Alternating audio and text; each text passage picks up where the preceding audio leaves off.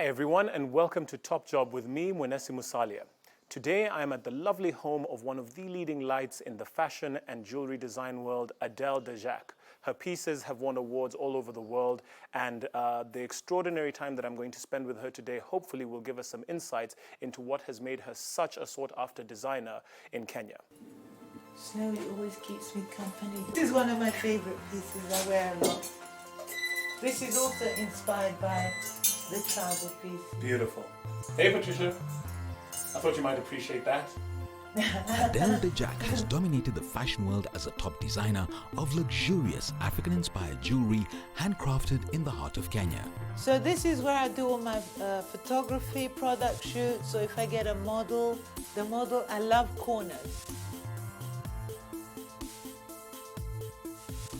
I'm here in the fabulous studio and shop of Adelle Dejak.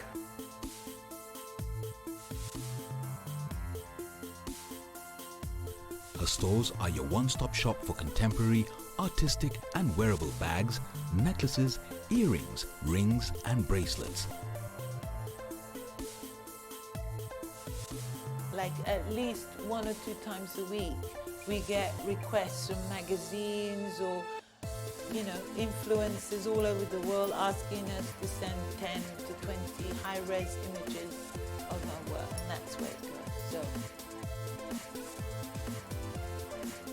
with every design, there's a story and there's a connection.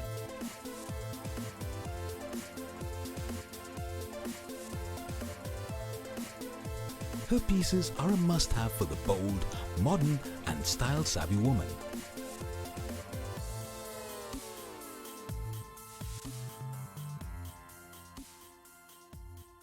Just showing them my amazing sources of inspiration when you asked me about the books. Yes.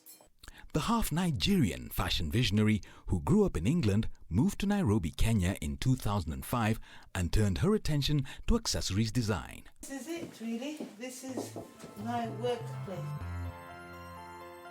I wouldn't say there's an ideal place or an ideal country. I think it's what you make of it. Right. Everything is what you make of it. We as human beings are so demanding. We have extremely unrealistic expectations of people, friends, family. Adelle Dejak has collaborated with big brands such as Samsung, Salvatore Ferragamo and AFI, African Fashion International in SA. Oh, books. I have a lot of books. Adelle Dejak continues to flourish as an iconic, creative mind and designer in Africa.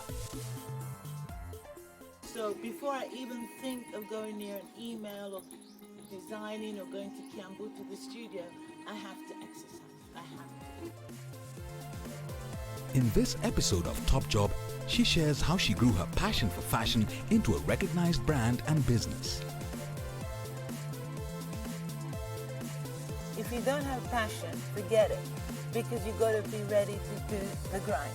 Today I am immersing myself in the routine, the morning routine of one of the premier accessory designers, Adelle Dejak, and apparently I'm going to involve myself in some Maasai yoga. Slowly come to hand and knees, Breathe in, breathe out. Left leg back, then right hand up. Lengthen, breathe in, breathe out. Breathe in, release. What we do on our right, we do also on our left. Let's go. How long have you been doing this for? Breathe in. About 2 weeks. Is it Breathe 2.5 out. weeks? Yeah, breathe in. Decompression is jogging. Right. Decompression is yoga now, or taekwondo. And then child pose. Child Oh, thank you. pose. Breathe in. Both toes touching at the back. And then lengthen. Oh. Breathe in, open your knees to the edges of your mat. Breathe in. Did you see yourself like this when you were growing up, imagining this kind of life? Oh, that's a really weird question. Right? Yeah. I'm here for that. No, I didn't, because you know, I'm not psychic. I can't predict the future. Right. But I did envisage having a lot of dogs and living around nature. Excellent. And Kenya, I think, is. I mean, I've been to a lot of African countries, and I just love Kenya because of the climate. Right. I don't like extreme heat, which is a lot of people find really weird for half Nigerian to say. But I love the climate here in Kenya, especially Nairobi and Nanyuki. So, yeah. How did you end up here? Kenya, that is. How did I end up? By my husband's job. Right. He was got a posting for Somalia here, based in Nairobi. So that's how I ended up, and you know, yeah. And in terms of the business, do you find that this is the ideal place for your sort of business? Or I wouldn't say there's an ideal place or an ideal country. I think it's what you make of it. Right. Everything is what you make of it. So you just have to adapt to your circumstances. well, you've certainly got a beautiful, beautiful surrounding. And Thank you. what's this area? Well, this is just another Zen location within the... Oh, look. Unfortunately, the lilies aren't out, but when it's a sunny day, the water lilies come out. But there's not enough sunshine. And you've got an amazing space here. Do you host at all? Oh, yeah, all Yeah? the time. Yeah? All the time. But usually it's this section where we do a lot of functions here, usually 20 to 50 people. But last month we had over 1,000 people here. 1,000 people? No, not last month, 3 weeks ago, sorry. What was that for? EU Day. Okay. So, yeah. But you know what? When I travel, my dogs miss me terribly. And Bahati, the little naughty one who hates men, Yeah, apparently he hates men. he hid here. They couldn't What find are you him. talking about? In the he pond? jumped in the pond. Oh And my they looked goodness. everywhere for him, and he was shaking like this. And then they dragged him out. They spent hours cleaning him. It's a full-time job taking care of these guys, isn't it? Yeah, but you know why I love dogs? They're honest. They're loyal. They're my best friends. Not like They're cats, right? I mean, Not like humans, you mean? not like you.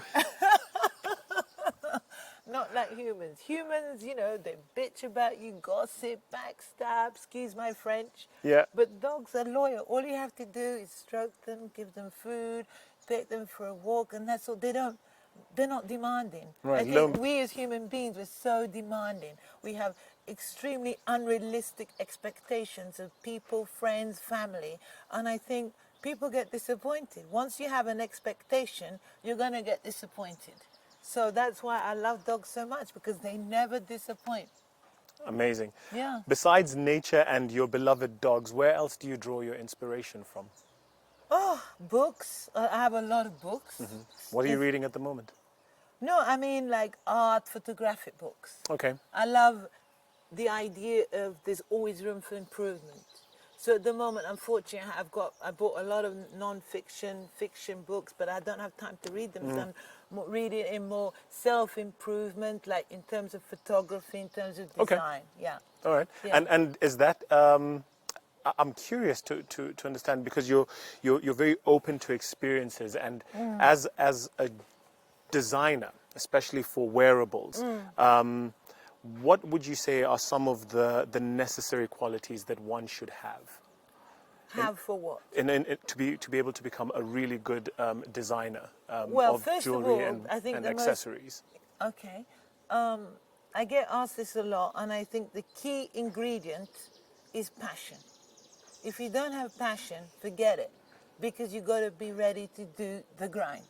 You know about the I know. grind. Yeah, I know about the grind. Yeah. We all know about Yeah. the grind. So if you don't have the passion and dedication and commitment, just forget about it, because it's a lonely world, you know?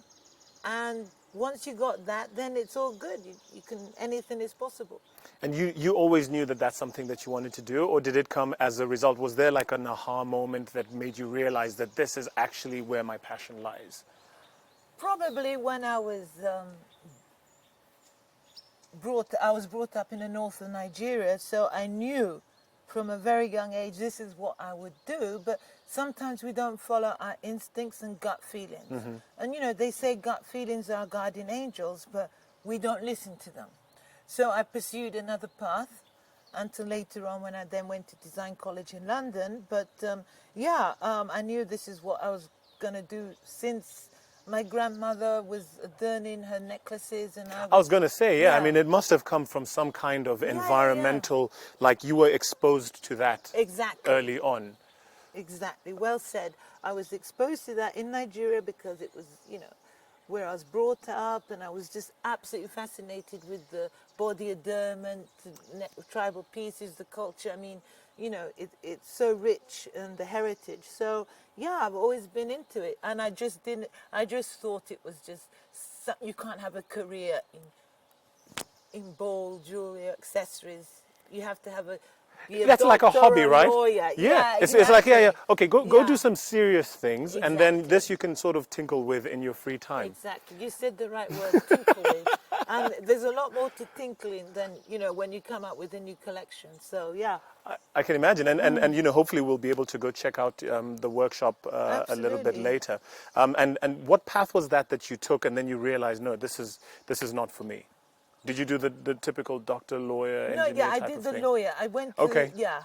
Okay, so I knew when I was doing my finals that I would never be a lawyer.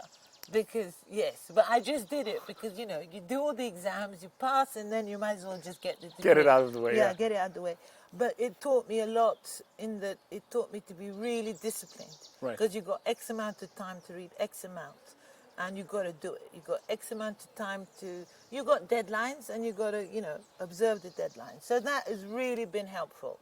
I don't regret it at all. I think, there's no point in regretting the past Sure. decisions. I think it's just a way I've evolved, how my journey has evolved, and, it's led me to follow my passion, which is Which is what you do now.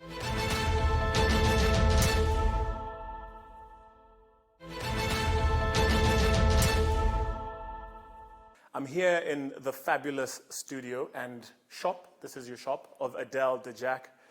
Adelle, I mean, I'm feeling super royal right now. And I can only imagine, in terms of the creative process, what does it take to have this sort of business from start? Well, thank you for your compliments. And Karibu, my showroom. Asante. Yeah, what does it take? As I was explaining to you at home earlier on, it takes, the number one ingredient is passion, dedication, commitment. And if you got these ingredients, you're good to go. So we're in Kiambu right now. Is this your main showroom, or do you have other areas where people can come and check out your stuff? Okay, so this is HQ, headquarters. This Okay. is where it all happens. This is the showroom and a shop, but the main shop, I would say, is at the Village Market shopping mall. And because here is where everything is actually produced.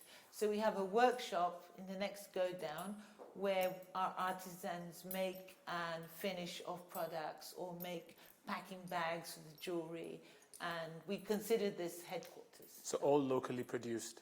Everything is made in Kenya. Fantastic. A few things I outsource, things that we don't have the capacity to produce. We outsource from other artisans. And on my African travels, I like this. Oh, you're wearing it. I am, yes, my indeed, darling. yeah. You look great, by the way. Thank you. I outsource the leather choker from Senegal in Dakar. So when I go there, I come back with a lot of pieces, and then we just embellish them with other features. Like in this case, I put rings. So yeah. Let's talk numbers a little bit. How many people do you have working for you at the moment? Gosh, good question. Full time, I think it's about 12. I'm not sure because with the economic crisis, we've had to downsize substantially. And when we get big orders, we then recruit part-time artisans. So it fluctuates between 12 to 16 people, depending on orders. But we've got systems in place so that if we do get an order or we were to get a huge order, we can just mobilize all the contacts we have to produce a specific order. It's amazing how you talk about systems and economic times, because as a creative, one of the things that most creatives, I think, suffer from is being so immersed in the creative process that you forget that there's a business at the end of the day to run. Well, that's a really good point you raised, because I'm not a business person. Right. But I've been sort of thrown myself by accident to be some sort of entrepreneur without having any business background. I've just got a creative background. So And yeah, walk me through that entrepreneurial process. How did you get started to now decide I'm going to do my own thing? Well, as I was explaining to you earlier on, it's just evolved. A lot of things have happened by accident. Even this business in itself has happened by accident. All right, And yeah, tell me about that. It's about, well, you know, taking advantage of situations you find life is thrown at you, and you just grab it and make the most of it. So jewelry, as I explained to you, has always been my passion, my love, and I've been able to do what I've always wanted to do from a very early age, even though I haven't gone through the entrepreneurial business process, as in studying business management or some sort of business course. But it's just self-taught, and you know, I feel privileged to live in a time where you can teach yourself through reading books, through the University of YouTube, which Yes. is where I've been to from the business perspective, and just learning from your mistakes. Yeah, and so at what point did you realize that now you need to sort of look at the corporate side of things and get in place some of the legal accounting systems in place? So when I started, I'm privileged to having lived in houses with the guest house. And the guest house was like the HQ, like this is now the HQ. And when I woke up one morning and I went to the kitchen and there was like 15 people around the kitchen table, I realized, okay, Del, you need to now... People you knew or people? No, were people working for me. Oh, wow. Oh, yeah. Oh, All wow. the workers. And because, you know, as you get an order, you employ someone, you employ another person, and then I thought, okay, so we need to move out of the house. And then I found, through a contact, this place in Kiambu. So it just, everything happened in various stages. And then from there we found this space, and then the registration of the company, getting a lawyer. I've changed lawyers twice, and now I've had the same lawyer for about 8 years. She's amazing, because you need a lawyer. People think, oh, you don't need a lawyer. You do, for contracts, agreements, disputes, all sorts of things. If I were to start again, the first thing I would do is to employ a lawyer. Really? Yes, an accountant, and what else? Sounds Just a bit like The Godfather. You know, he says, you know, if there's Totally. anyone else who I need in life, give me my lawyer and my accountant. Yes, because we're all optimistic. I mean, at heart, we're optimistic that things can't go wrong. But unfortunately, in the real world, things go terribly wrong. What, like, give me an example of something that goes completely off kilter. I call it my Afro cinema moments. Yes. In other words, unfortunately, you're going to find yourself in a situation where you have dishonest people. Sure. You're going to find yourself in a situation where someone takes a huge amount of stock and refuses to pay, and you wait months and months and months and months. So it's always a good idea. You're going to find yourself in a good situation where maybe someone offers to lease you a nice cool shop, and you need a lawyer to check that it's a mutually beneficial agreement, and all sorts of things. So a lawyer is a number one requirement. Business manager, we've got later on. Okay. I never had a business manager, but when I relocated to Uganda, my cousin came from the UK and managed my business for 9 months. And so, you know, it's just a constant change, and you think, oh, I need this person. Now with the times, with the digital marketing phenomenon that we're going through, I've now recently employed 3 actually, people to help with my digital marketing. So it's all the evolving process, and you need to just change with the times. You can't stay static. So let's talk about marketing and markets for a minute, especially now that you mentioned with the new technological wave that's happening. In the beginning, what markets were you primarily selling to as opposed to now?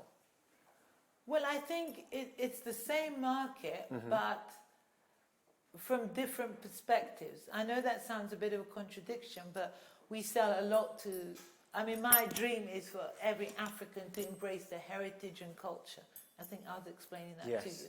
Not just to focus on the expat community, but just everyone who is attracted to an aesthetic which is inspired by the African culture and heritage. So I think that's really important. I don't want to target just the rich Wazungus, the wealthy whites, as Right. we say, but just everyone who, I mean, we cater for every, let's say, background. We have pocket-friendly pieces, we have more expensive pieces. So, you know, it's very flattering when someone saves up for a few weeks to come to my shop and purchase something. wow.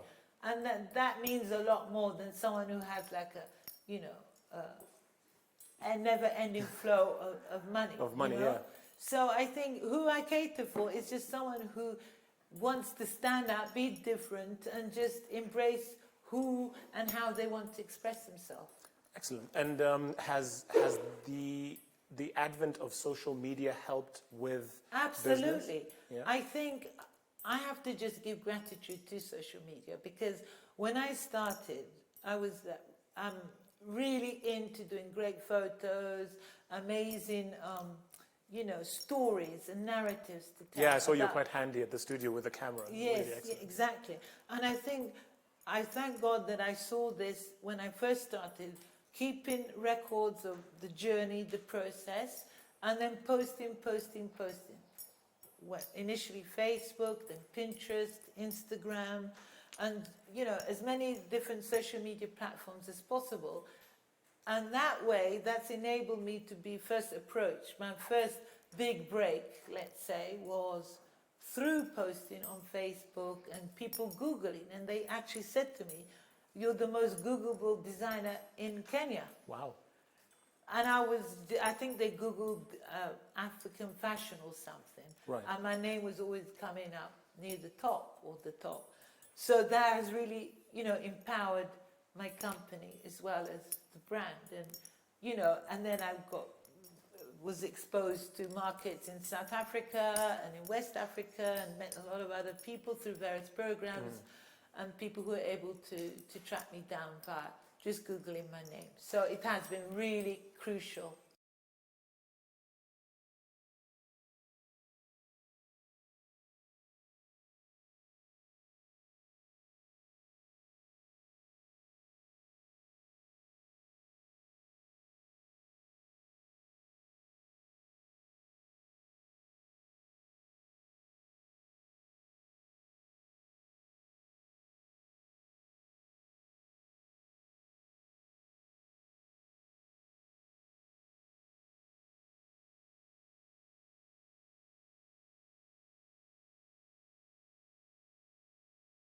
And how old is this baby?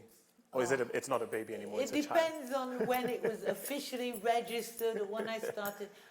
Officially, it was 10 years last year. It was our 10th year anniversary. So let's say this is the 11th. The 11th Yeah. year. And what do you see for Adelle Dejak, the business, and Adelle Dejak, the person? Okay, I was asked this in London last year at the Lionesses of Africa convention, and I told them I see myself as the future Coco Chanel of Africa. Oh, ça I'm va very bien. ambitious, and I mean it. Well, with what you've got going on, my lady, I think you will accomplish phenomenal Thank you things. very much, and Really. thank you for having me. Oh, no, it's an absolute pleasure. In fact, the pleasure is all mine. I'm struggling to part ways with Well, these I pieces, must but say you're gorgeous, and you're rocking my brand. thank you. And with that rocking statement, I want to thank you so very much, Adelle. Thank you very Thank you so much, much. Switch It was TV. really, Thank really you. incredible. Thank you for watching.